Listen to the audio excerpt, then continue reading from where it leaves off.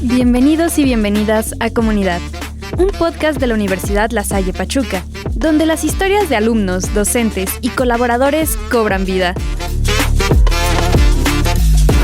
Historias de esfuerzo, aprendizaje y crecimiento compartido. Escucha y descubre cómo juntos construiremos nuestra comunidad.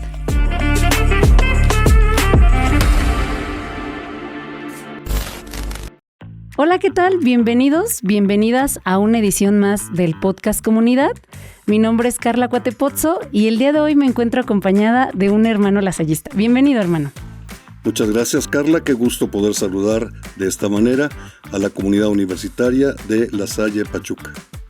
Muy bien, hermano. Si quisiera presentarse para quienes nos ven o nos escuchan, que no lo conozcan, pues que sepan con quién estamos platicando el día de hoy. Muy bien, con mucho gusto. Soy el hermano Francisco Flores, soy originario de la Ciudad de México y por ahora tengo el servicio de ser el visitador, o si se entiende de esta manera, el provincial o el superior del Distrito Antillas México Sur, al cual pertenece orgullosamente Universidad La Salle Pachuca.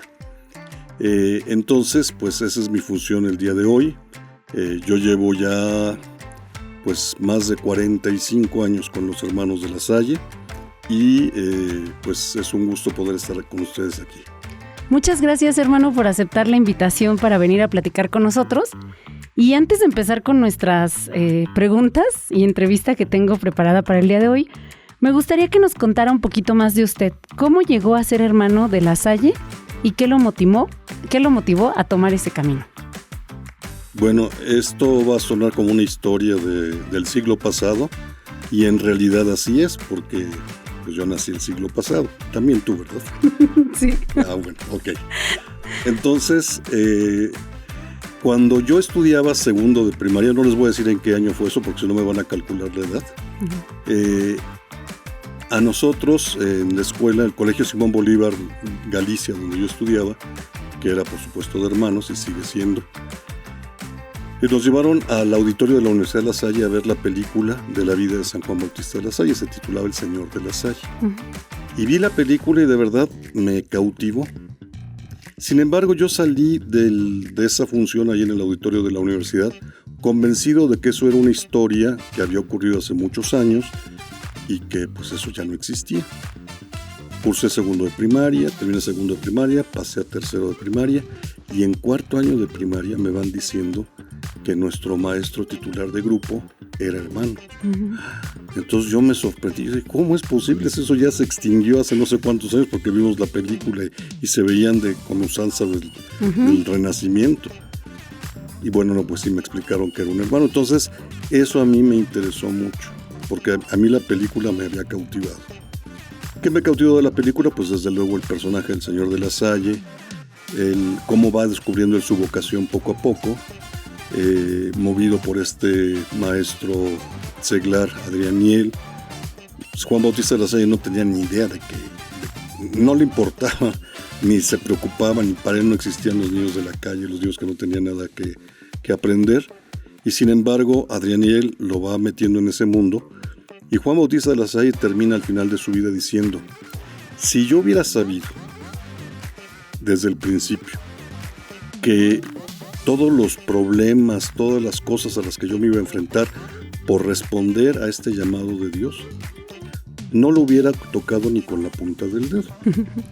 Pero Dios, que conoce muy bien la naturaleza humana y nos trata con mucha delicadeza, no queriendo forzar la voluntad del ser humano, me fue llevando poco a poco y yo casi sin notarlo de compromiso en compromiso. Esas son palabras del fundador. Y bueno, yo creo que de alguna manera eso pasó también en mí. A mí sí me gustaba la escuela. No vayan a pensar que soy un monstruo de otro planeta. Yo creo que hay muchos niños y niñas que les gusta la escuela. A mí me gustaba mucho la escuela, entonces el hecho de pensar en algún momento dado ser hermano y permanecer para siempre en la escuela, en el ámbito escolar, en el ámbito educativo, pues eso a mí me entusiasmaba. Entonces, pues fue así como nació mi vocación. Terminando tercero de secundaria, ingresé a la casa de formación para estudiar la normal primaria, me hice maestro de primaria, luego maestro de normal superior y así sucesivamente hasta llegar al día de hoy. Muchas gracias por compartir, hermano. Y bueno, la realidad es que también lo invitábamos para conocerlo un poquito en este podcast, pero también porque existe lo que usted nos comunicó y nos indicaba del Distrito Antillas México Sur. Sin embargo, mucha gente o gran parte de la comunidad quizá no sepan a qué se refiere eso de pertenecer al distrito. ¿Usted nos podría decir qué es exactamente y qué lugares abarca? Con mucho gusto, voy a dar un contexto primero. Uh-huh. El contexto es justamente el día de hoy. Las escuelas de La Salle están funcionando en 80 países del mundo.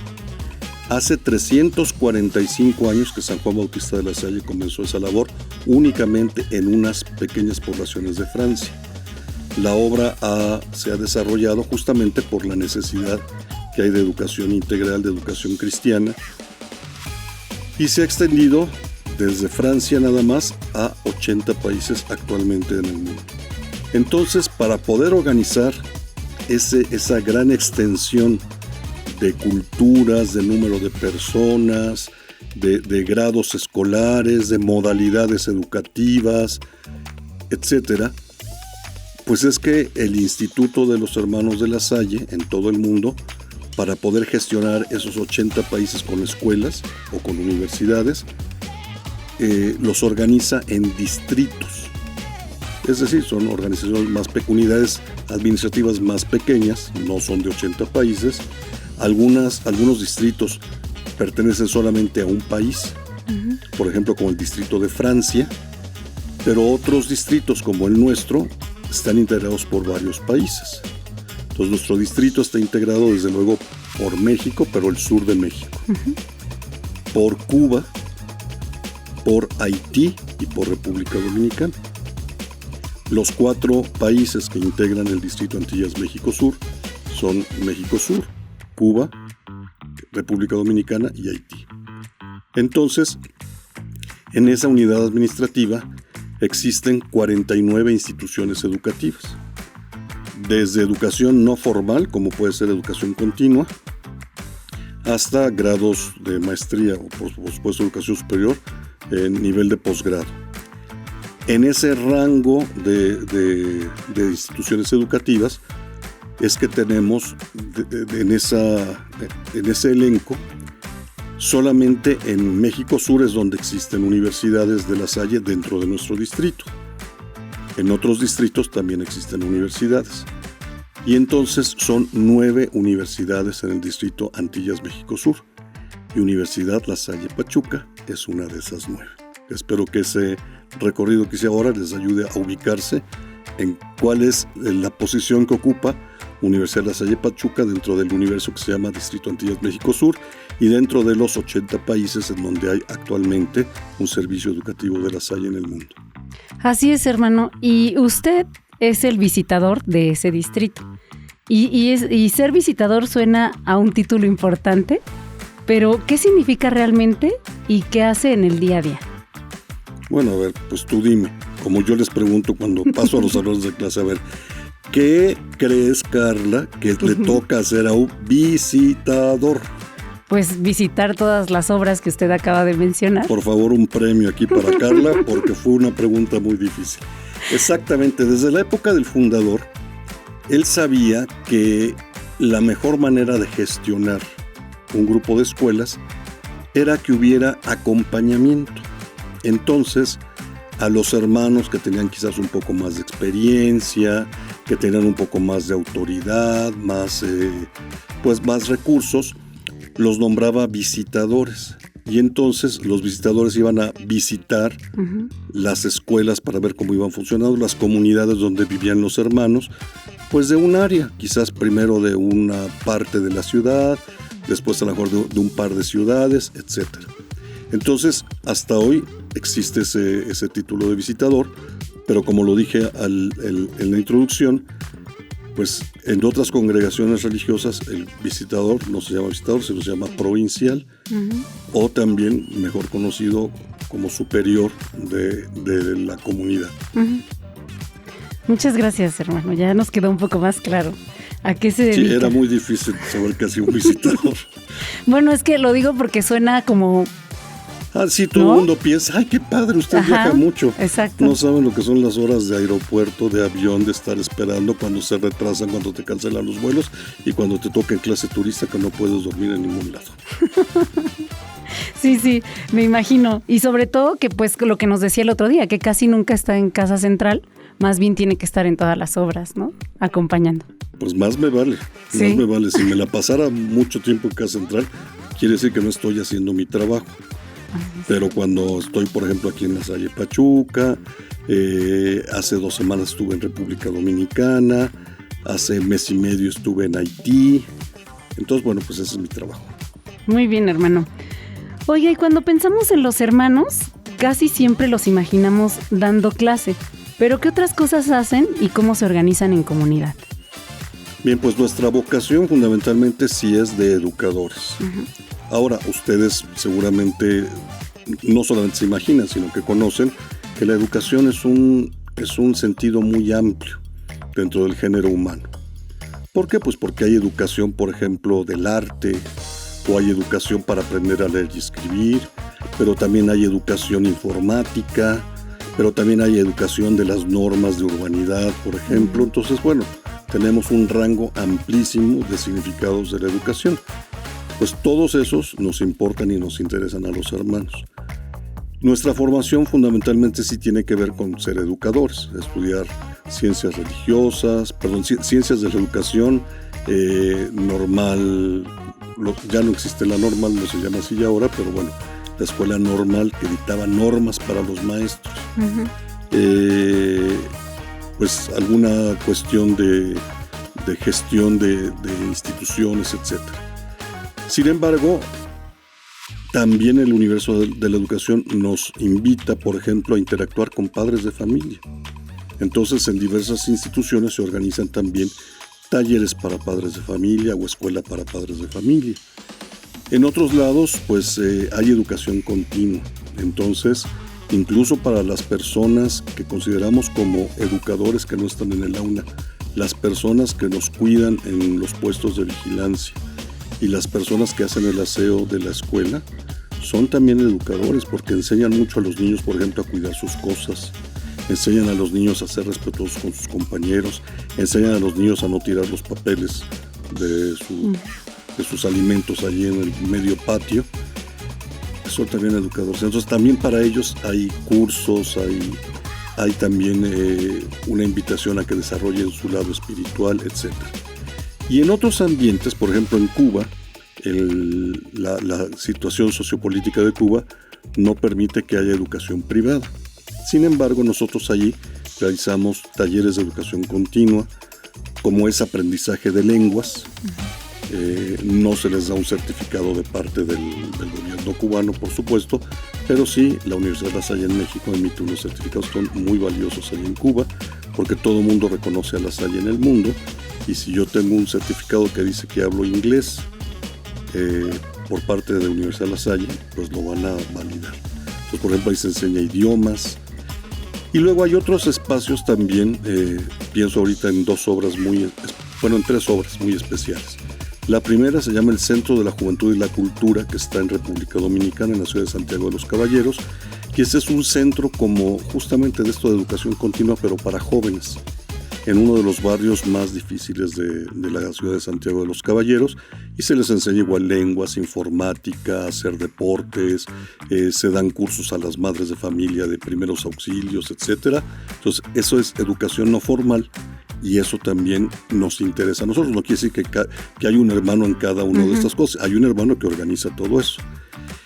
En México también tenemos una obra muy importante que es La Salle Ayahualulco. Ayahualulco es una población de la sierra de Veracruz, y allí pues la gente que vive en esa zona es campesina, y entonces bueno, pues ahí se da educación, se dan niveles de secundaria y preparatoria con reconocimiento de validez oficial, pero además se les enseñan talleres que tienen que ver con el medio ambiente, panadería, a cuidar animalitos, en fin. Entonces es otro ámbito de nuestra tarea educativa, y además, como viven muchas muchachas y muchachos en un albergue, pues también se les enseña a ser ordenados con sus cosas, tienen responsabilidades de asear partes de la casa, terminan los alimentos y ellos lavan sus platos, en fin.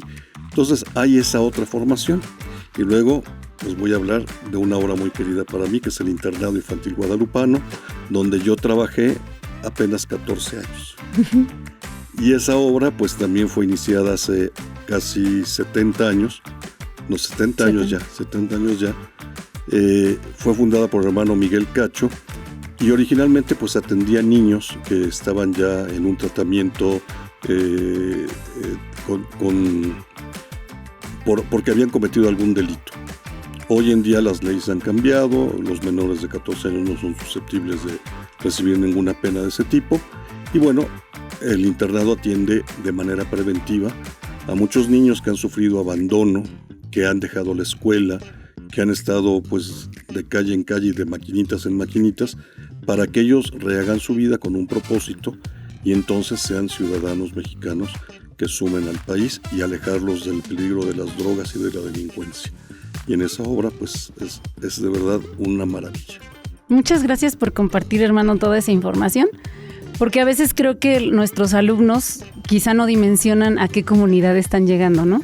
Y quizá no está en su mente, pues que sí hay hermanos y que hay otras personas más allá de la Salle Pachuca, que justamente estamos trabajando en esas obras donde se ve materializado pues el lasallismo, ¿no? Que en realidad sí, el lasallismo es prepararnos, es poner al servicio de los demás lo que sabemos, transformar nuestro contexto, pero que ya hay obras que están pues trabajando en esas... Directamente en eso, claro. Y en la Salle Pachuca, hermano, por ejemplo, no tenemos hermanos viviendo en la institución. ¿Por qué sucede esto y cómo se asegura que aún así tengamos presente la visión y el acompañamiento lasallista? Bueno, pues aquí resulta que gobierna la ley de la oferta y la demanda. Estoy hablando para los economos, ¿verdad? Uh-huh. ¿Qué quiere decir? Hay mucha demanda de necesidad de educación en todo México, especialmente educación universitaria, esa es la demanda, pero no hay suficiente oferta de hermanos.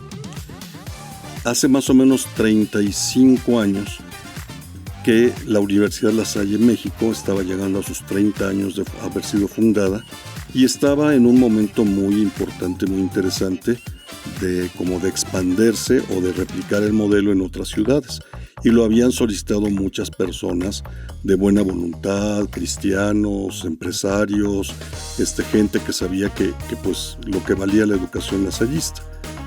Y entonces los fueron llamando a la Universidad La Salle, la fueron llamando a estos espacios, uno de ellos Pachuca, y bueno, con un grupo de gente de muy buena voluntad aquí in situ, en Pachuca, pues es que se abrió la Universidad La Salle Pachuca. Desde el principio sabían que no iba a poder venir a vivir aquí una comunidad de hermanos, porque eran más obras que el número de hermanos que somos. Sin embargo, se estableció un modelo donde había un acompañamiento desde la Universidad La Salle México, que se llamaba la Universidad Núcleo, y esta era una universidad sede, y entonces se llevaba un acompañamiento muy puntual de todas las funciones de la universidad, las funciones sustantivas y las funciones adjetivas. Desde luego, pues fueron aprendiendo poco a poco. También La Salle Pachuca no nació con la extensión que hoy tiene de tantos alumnos, sino pues fue mucho más modesto el inicio, y poco a poco fueron aprendiendo. Además también la comunidad de hermanos de la Universidad La Salle, que en ese entonces era numerosa, había más de 15, pues se dio a la tarea también de enviar hermanos a estas nuevas obras como La Salle Pachuca, a acompañar al Consejo de Gobierno, a acompañar a quienes formaban a los maestros, etcétera, pues para ayudar a que todo el personal de esta comunidad universitaria fuera adquiriendo ese espíritu lasallista, que es importante tenerlo, como tú mismo has dicho. El lasallismo no se entiende si no es una educación para transformar nuestra realidad en algo mejor. Muy bien, hermano, muchísimas gracias. Y ya para ir cerrando esta entrevista, si pudiera dejarnos un mensaje o un sueño para el futuro de La Salle en este distrito, ¿cuál sería? Bueno, en primer lugar, sí me parece importante que todas y todos de esta comunidad universitaria se sientan parte de Universidad La Salle Pachuca, pero también del Distrito Antillas México Sur, orgullosamente pertenecientes a ese distrito. En segundo lugar, creo que es importante valorar también. Hoy el mundo, con tanta tecnología que es de inmediatez, nos ofrece cosas maravillosas. Y sin embargo, está provocando en los seres humanos como una respuesta caprichosa, es decir, aquello que no me viene inmediatamente como respuesta, como recompensa, no lo valoro, porque no me motiva, porque no estoy siendo incentivado por esa respuesta. O sea, si tú mandas un WhatsApp, sí, tú no quieres nada más que se queden las palomitas o las palomitas azules, tú quieres que te lo respondan, ¿verdad? Pero fíjense que los procesos de los seres humanos no son como el WhatsApp. Los procesos de los seres humanos llevan tiempo. Bueno, si no, pregúntenles a sus papás cuánto tiempo les llevó a aprender a caminar, a aprender a hablar a ustedes, sí, ¿verdad? No fue de la noche a la mañana, claro. Hacían sus esfuerzos todo, y un día que les tomaron película y todo y les aplaudieron, es cuando ya diste tus primeros 3 pasos. Pero el 4.º paso te diste un sentón, porque todavía no estaba perfeccionada la habilidad. Entonces, así somos los seres humanos. También hablábamos balbuceando, después diciendo una palabrita o luego una frasecita, y poco a poco fuimos enlazándonos, y luego en la escuela nos fueron educando con más vocabulario, a construir mejor las frases, etc. Todo esto hablando de procesos, y los procesos llevan tiempo. Entonces, la invitación que le hago a este auditorio, con mucho gusto, es a que valoren su vida como una sucesión de procesos que los van a llevar a la felicidad verdadera, a la felicidad que dura, a la felicidad que tiene sentido, que es justamente vivir alegremente la vida de cada quien, pero también saberse útil para los demás. Empezando por nuestros seres queridos, desde luego, pero también con muchas personas que no han tenido oportunidades. Cada vez que veas tú una persona que está muy necesitada o que está enferma, o que no tiene que comer, o que vive en una casita que apenas está sosteniendo en láminas, pregúntate tú qué mérito hiciste para haber nacido en la familia o en el lugar donde tú naciste, o qué error cometió esa persona para haber nacido ahí. Es decir, no hay una respuesta para eso. O sea, tenemos que darnos cuenta que somos seres que hemos tenido muchas oportunidades, somos personas privilegiadas, más aún si has llegado a una escuela de La Salle, eres muy privilegiado, y entonces nos corresponde, de verdad, como un deber de humanidad, devolver ese favor a los demás, sobre todo a los más necesitados. Y bueno, esta motivación quizás no sea suficiente. El Evangelio de Jesús nos invita justamente a esto que estoy diciendo.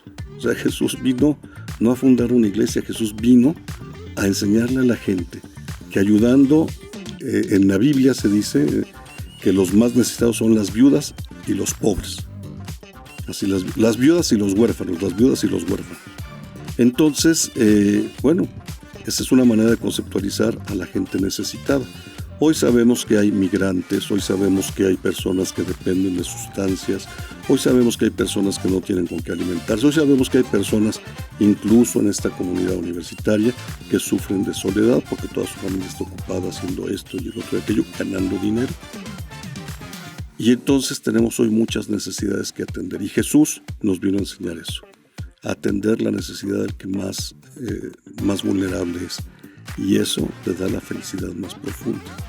Te puedes sacar la lotería y te va a dar mucho gusto, y ojalá algún día te la saques, pero no va a ser el mismo gusto ni la misma satisfacción que cuando tú veas que has ayudado a una persona y esa persona regresa contigo y te dice: gracias porque lo que hiciste me cambió la vida.